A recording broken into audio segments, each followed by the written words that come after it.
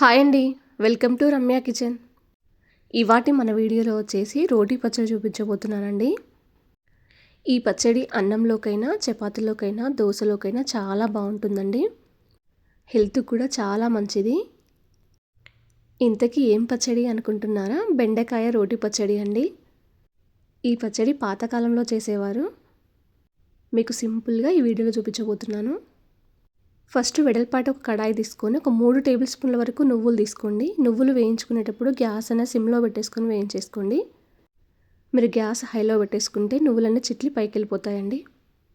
ఒక 2 నిమిషాల పాటు వేయించితే సరిపోతుందండి. వీటిని ఒక బౌల్లోకి తీసుకొని పక్కన పెట్టేసుకొని అదే కడాయిలో మరి కొద్దిగా ఆయిల్ వేసుకోండి. ఆయిల్ హీట్ ఎక్కిన తర్వాత నేనైతే ఒక 250 గ్రామ్స్ వరకు బెండకాయలు తీసుకున్నానండి. వాటిని కడిగి తుడిచి కట్ చేసుకున్నానండి. కడిగి తుడిచి ఆరబెట్టడం వల్ల మనకు జిగురు లేకుండా వస్తుందండి.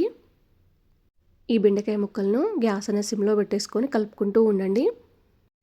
ఒక 2-3 నిమిషాలు అయితే మనకు బెండకాయ ముక్కలు అనేది మగ్గిపోతాయండి. అలాగే బెండకాయ ముక్కలు వేసిన వెంటనే మనం ఉప్పు అనేది వేసుకోవద్దండి. బెండకాయ ముక్కలు పూర్తిగా మగ్గిన తర్వాత ఉప్పు అనేది వేసుకోవాలి. ఒక 1/2 టీ స్పూన్ వరకు వేసుకున్నానండి నేను ఉప్పు అయితే. అలాగే మూత పెట్టకుండా ఫ్రై చేసుకోవాలండి. మనకి ఎక్కడ జిగురు రాకుండా ఉండాలి. బెండకాయ ముక్కల్ని కూడా ఒక బౌల్లోకి తీసుకొని మళ్ళీ అదే కడాయిలో ఒక 1 టేబుల్ స్పూన్ వరకు ఆయిల్ వేసుకోండి. ఇప్పుడు దీంట్లోకి పచ్చి ధనియాలండి 2 టేబుల్ స్పూన్ల వరకు వేసుకోండి. ధనియాలు కూడా ఆయిల్లో మంచిగా ఫ్రై కావాలండి, కలర్ మారేంత వరకు. నేను 1/2 కిలో బెండకాయలకు 7-8 వరకు పచ్చిమిర్చి వేసి వేయించేసుకున్నానండి ఒక 3 నిమిషాల పాటు. ఇప్పుడు వీటిని కూడా ఒక ప్లేట్లోకి తీసుకొని ఇదే కడాయిలో ఆయిల్ ఉంది కదండి, దాంట్లోనే కొద్దిగా కొత్తిమీర వేసుకోండి. కొత్తిమీర పచ్చివాసన పోయేంత వరకు కూడా కలుపుకుంటూ వేయించేసుకోండి. కొంచెం మగ్గిన తర్వాత ఒక 3 టమాటాలు తీసుకున్నానండి నేను. ఇలా చిన్నగా కట్ చేసుకొని దీంట్లో వేసుకోండి. దీంట్లోనే నిమ్మకాయ చింతపండు తీసుకోండి. ఇప్పుడు మొత్తం కలుపుకొని మూత పెట్టేసుకోండి. ఒక 3 నిమిషాల్లో మనకు మగ్గిపోతాయండి. ఇప్పుడు పూర్తిగా చల్లారిన తర్వాత నువ్వులు మిక్సీ జార్లోకి తీసుకొని పచ్చిమిర్చి, ధనియాలు కూడా తీసుకోండి. ఈ పచ్చళ్ళలోకి మీరు నువ్వుల ప్లేస్లో పల్లీలు కూడా తీసుకోవచ్చండి, చాలా బాగుంటుంది పల్లీలు కూడా.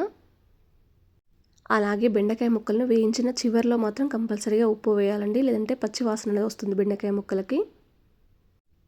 ఇప్పుడు దీంట్లోనే పొట్టు తీసిన వెల్లుల్లి రెబ్బలు ఒక 7-8 వరకు వేసుకోండి.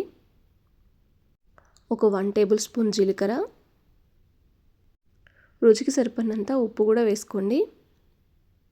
నేను చిన్న మిక్సీ జార్ తీసుకున్నానండి, అందుకే పైకి వచ్చేసింది.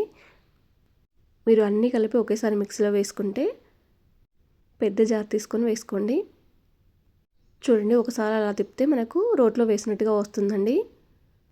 ఇలా అన్నీ మిక్సీ పట్టేసుకున్న తర్వాత టమాటా, చింతపండు, కొత్తిమీర కూడా వేసి మరొకసారి తిప్పేసేయండి.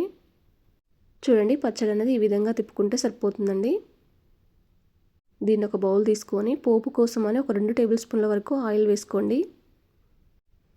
ఆయిల్ మంచిగా హీట్ ఎక్కిన తర్వాత 1 టేబుల్ స్పూన్ జీలకర్ర, 1/2 టీ స్పూన్ వరకు ఆవాలు వేసుకోండి. పచ్చిశనగపప్పు కూడా ఒక 1 టేబుల్ స్పూన్ వరకు వేసుకోండి పోపులోనే. మీకు నచ్చితే మినపప్పు కూడా వేసుకోవచ్చండి పోపులో. 2 ఎండుమిర్చి చుంచి వేసుకోండి. అలాగే 4 కరివేపాకు రెమ్మలు వేసి పోపులోనే పసుపు, ఇంగువ వేసుకొని పోపు అంతా వేగిన తర్వాత అదే వేడితో తీసుకొచ్చి దీంట్లో వేసేయండి. ఇప్పుడు పోపు అంతా కలిసేలా ఒకసారి కలిపేసుకోండి మొత్తం. ఈ పచ్చళ్ళలోకి మీరు చిన్నగా కట్ చేసిన ఆనియన్స్ వేసుకున్నా కూడా చాలా బాగుంటుందండి. ఆనియన్స్ కూడా దీంట్లోకి. ఎప్పుడు కర్రీనే కాకుండా ఇలా బెండకాయతోటి రోటీ పచ్చడి కూడా తయారు చేయండి, చాలా బాగుంటుందండి. ఈ పచ్చడి అనేది నేను చెప్పడం కాదు, మీరు రోట్లో వేసుకొని దంచుకుంటే ఇంకా చాలా టేస్టీగా వస్తుందండి. ఈ వీడియో మీకు నచ్చిందా? మీ ఫ్రెండ్స్కి, రిలేషన్కి షేర్ చేయండి. ఒకవేళ మీరు ట్రై చేస్తే ఎలా వచ్చిందో నాతో షేర్ చేసుకోండి.